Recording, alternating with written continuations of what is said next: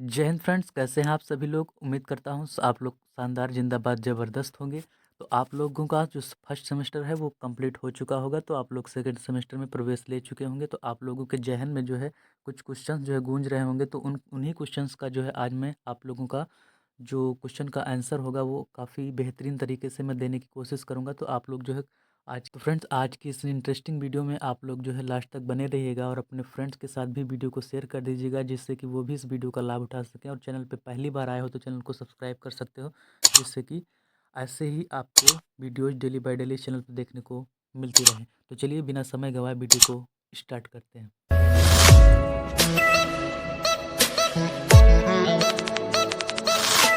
तो फ्रेंड, जैसे कि लिखा हुआ है कि सेकेंड सेमेस्टर में आने पर कुछ डाउटफुल प्रश्न आपके सामने जो है लिखे हुए हैं। जैसे कि क्या लिखा हुआ है कि सेकेंड से पहला क्वेश्चन है आपका कि सेकेंड सेमेस्टर में को करिकुलर का पेपर होगा या नहीं। जैसे आपके जहन में क्वेश्चन आ रहा होगा, आपके माइंड में क्वेश्चन आ रहा होगा कि सेकेंड सेमेस्टर में सर को करिकुलर का पेपर होगा या नहीं, ये बता दीजिए।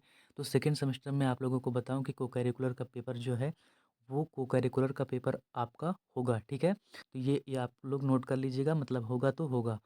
अगला क्वेश्चन है कि सेकेंड सेमेस्टर में क्या नई सीरीज खरीदनी पड़ेगी। मतलब एक लोग ने पूछा था यहाँ पे कि एक सब्सक्राइबर ने सेकेंड सेमेस्टर में क्या नई सीरीज खरीदनी पड़ेगी। तो आप लोगों का देखिए, ये सेमेस्टर प्रणाली चल रहा है, सेमेस्टर सिस्टम चल रहा है। तो सेमेस्टर सिस्टम का मतलब क्या होता है यहाँ पे आप लोग समझ लीजिएगा थोड़ा सा। सेमेस्टर सिस्टम है ये, तो हर सेमेस्टर में आपको अलग अलग नई सीरीज खरीदनी पड़ेगी। ठीक है, यानी कि पहला सेमेस्टर ख़त्म हुआ, पहले सेमेस्टर की जो आपकी सीरीज थी वो आपका काम ख़त्म हो चुका उसका। अब सेकेंड सेमेस्टर में जो सेकेंड सेमेस्टर के सब्जेक्ट होंगी वो अलग होंगी, उनकी जो सीरीज भी होगी आएगी वो अलग अलग आएगी। ठीक है, आप बुक भी खरीद सकते हो, आप सीरीज भी खरीद सकते हो। ठीक है, तो ये हो गया, यानी कि नई सीरीज आएगी जब पेपर एग्जाम का 1 महीना बचेगा, 2 महीना बचेगा, तब नई सीरीज आएगी। उससे आपके जो मोस्ट इंपॉर्टेंट क्वेश्चन होंगे वो आप लोग पढ़ेंगे। ठीक है, तो ये आपका दूसरा क्वेश्चन क्लियर हुआ। अगर इसके अतिरिक्त मतलब जो मैं क्वेश्चन लेकर के आया हूँ इसके अतिरिक्त आपके कोई क्वेश्चंस होंगे तो आप लोग कमेंट सेक्शन में पूछ सकते हो। ठीक है, और बाकी का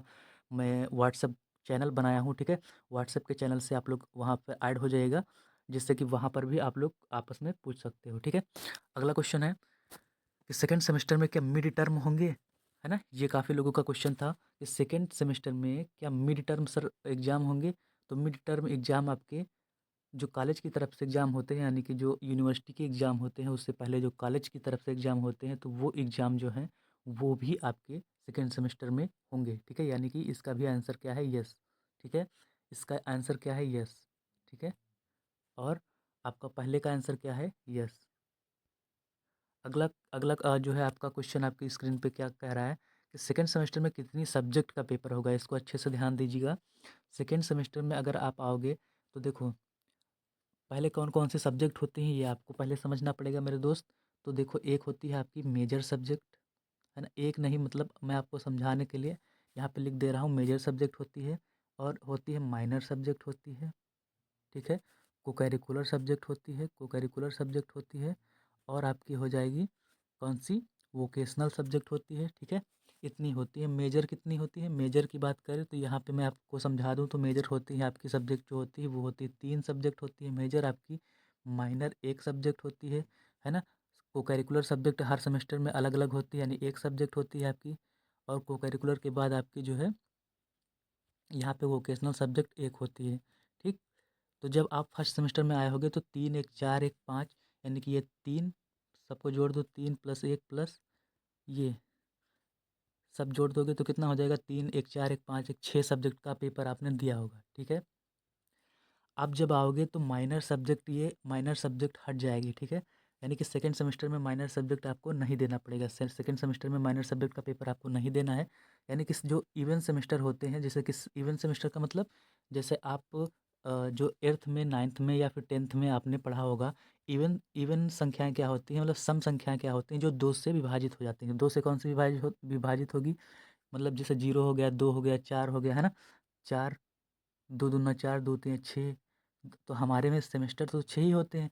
तो 2 4 6 मतलब ये ऐसी संख्याएं हैं जो इवन संख्या है। मतलब अपने में सेमेस्टर की बात करें, जीरो जीरो कोई सेमेस्टर तो होता नहीं है। ठीक है, तो सेमेस्टर की बात हम यहाँ पे कर रहे हैं। तो 2 4 6 सेमेस्टर जो है वो क्या है यहाँ पे मेरे दोस्त मेरे, वो इवन सेमेस्टर हो जाएगा।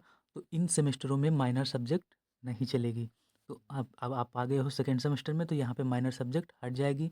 माइनर सब्जेक्ट जब हट जाएगी तो क्या हो जाएगा, अब आपको कितने सब्जेक्ट का पेपर देना होगा, आप पहले सेमेस्टर में 6 का दिया तो आप एक सब्जेक्ट हटा दोगे तो 5 का दोगे, यानी कि माइनर सब्जेक्ट का पेपर नहीं देना पड़ेगा, ठीक है।